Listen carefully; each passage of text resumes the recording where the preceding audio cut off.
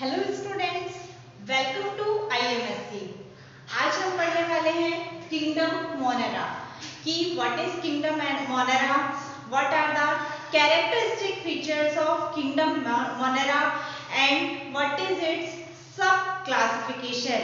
कि इससे पहले वाली वीडियो में हमने देखा था कि क्या होता है 5 kingdom classification, who has given 5 kingdom classification, what are the basis of 5 kingdom classification and what is the need of classification। आज हम इसके फर्स्ट पार्ट पे फोकस करने वाले हैं, that is first category 5 kingdom classification की फर्स्ट जो category है that is kingdom Monera. So what are the characteristic features of kingdom Monera. तो स्टूडेंट्स, मैंने आपको बताया था कि जो 5 किंगडम क्लासिफिकेशन है वो इस तरीके से दिया है कि the organisms are classified from simple to complex. ये जो क्लासिफिकेशन है ये सिंपल ऑर्गेनिज्म से कॉम्प्लेक्स की तरफ जाएगा। तो ये देखोगे आपकी किंगडम मोनेरा के जो ऑर्गेनिजम्स है they are unicellular, means they are made up of single cell and they are microscopic, means they cannot be seen through naked eyes। कि किंगडम मोनेरा के जितने भी ऑर्गेनिज्म होते हैं they are unicellular and microscopic and they are prokaryotic। Prokaryotes होते हैं ये।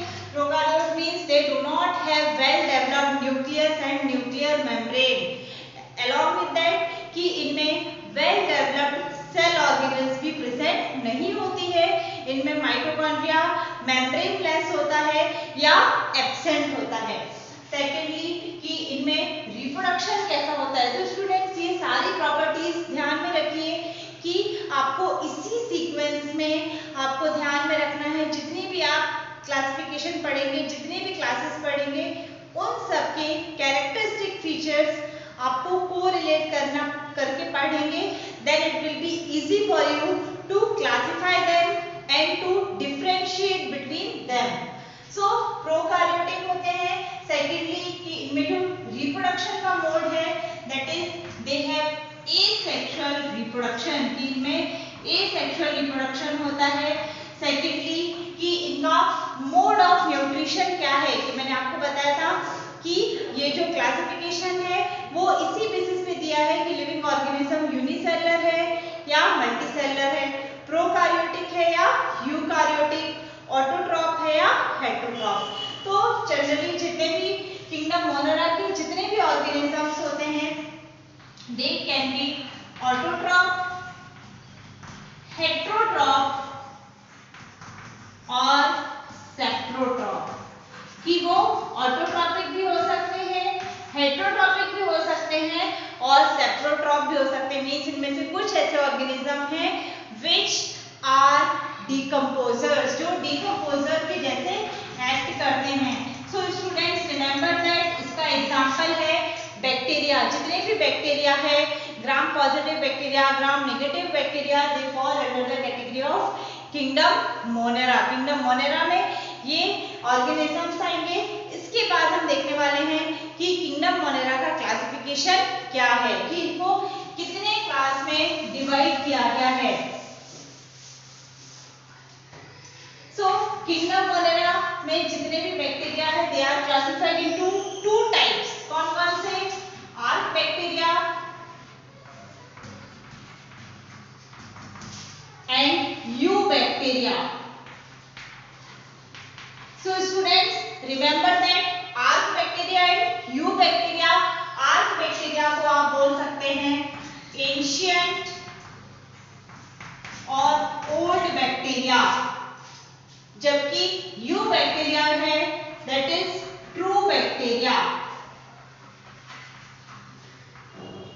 और advanced.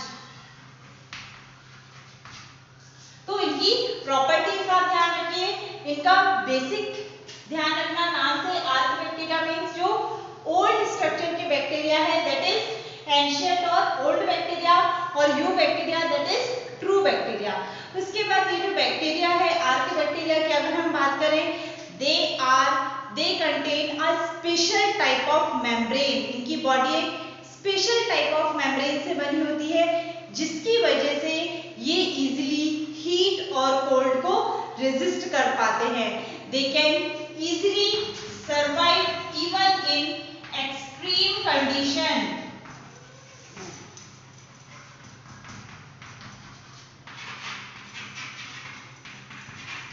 That is their very unique property that they can survive even in extreme condition.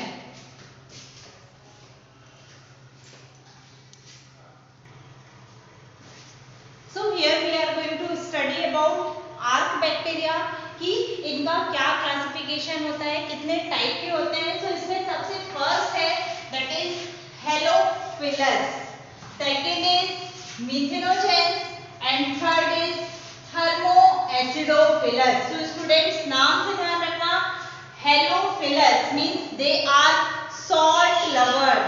Salt lovers कहा जाता है क्यों? क्योंकि ये सॉल्टी वाटर में पाए जाते हैं। फिलिया, रिमेंबर दैट कहीं भी अगर फिलिया वर्ड आता है, फिलिया मींस अट्रैक्शन, तो these are halophiles means they are anaerobes. First of all इनकी प्रॉपर्टी होती है they are anaerobes means they undergo anaerobic respiration। anaerobic respiration होती है इसमें।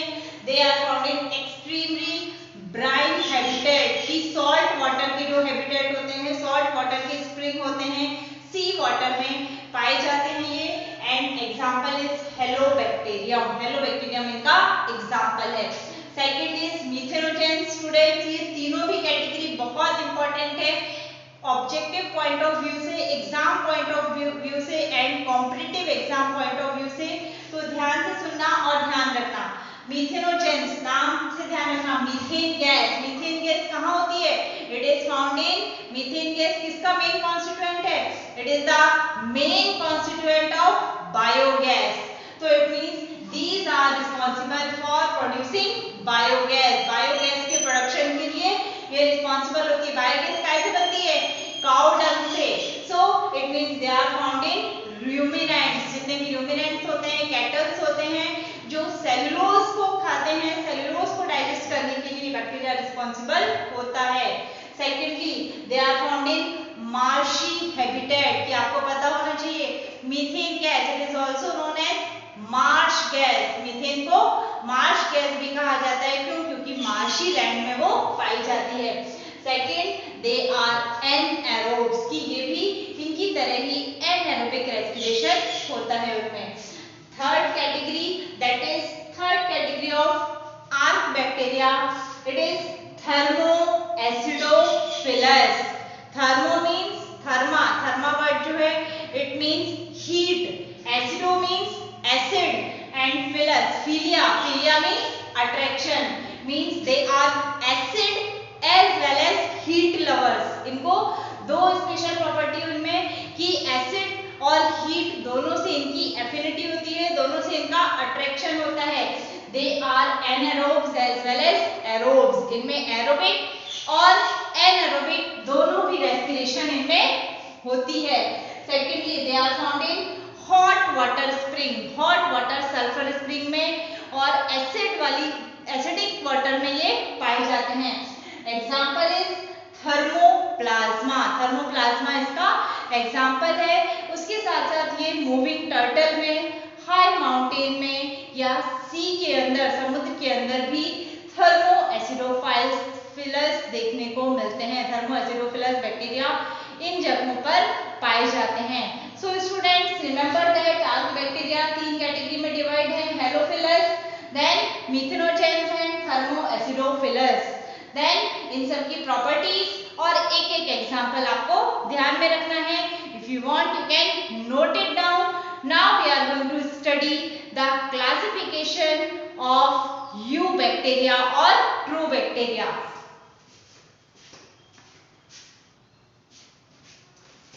So here we are going to study about classification of eubacteria.